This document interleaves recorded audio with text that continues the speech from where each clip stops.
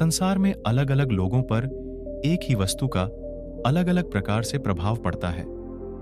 कई लोग एक ही समारोह में जाते हैं, पर उनमें से किसी को वही आयोजन बहुत पसंद आता है तो अन्य को उसमें बुराई नजर आती है। एक ही प्रकार की भोजन की थाली को कोई बहुत स्वादिष्ट कहता है तो किसी को वही बेस्वाद मालूम पड़ती है। अर्थात एक ही वस्तु को लेकर भिन्न लोगों के मतों में भी विभिन्नता होती है। ऐसा होता है व्यक्ति की अपनी भावना के कारण। इस संदर्भ में आज एक सुंदर कथा का रसास्वादन करते हैं। एक बार भगवान बुद्ध किसी स्थान पर अपने श्रद्धालुओं को संबोधित कर रहे थे। अपने अनुयायियों में ज्ञान का प्रकाश बांटने के बाद अपनी बात समाप्त करते हुए तथागत ने कहा, जागो, समय निकला जा रहा है। इसके बाद उन्होंने अपना आसन छोड़ दिया और लोगों की भीड़ भी धीरे धीरे अपने मार्ग पर जाने लगी।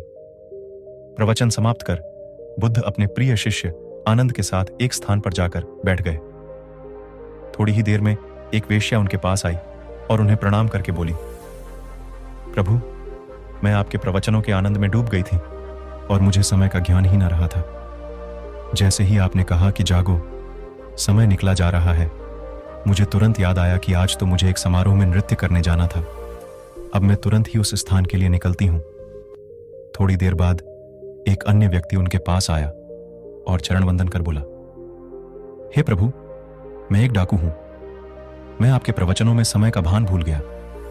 मुझे एक जगह डाका डालने जाना था और मेरे साथी मेरी राह देखते होंगे, पर मैं सब कुछ भूल गया।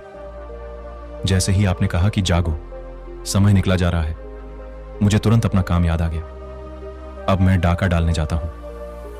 इसके बाद एक वृद्ध व्यक्ति तथागत के पास आया और चरणों में बैठकर बोला, हे भगवान, मैं एक व्यापारी हूं। मैंने अपना पूरा जीवन केवल और केवल धन कमाने, बढ़ाने और संचय करने में बिताया है।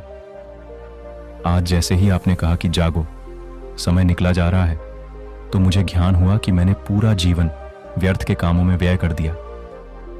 अब मैं निर्वाण प्राप्ति की राह पर जाता हूं। सबके जाने के बाद बुद्ध मुस्कुराकर बोले, आनंद, देखा तुमने, मैंने केवल एक वाक्य कहा कि जागो, समय निकला जा रहा है।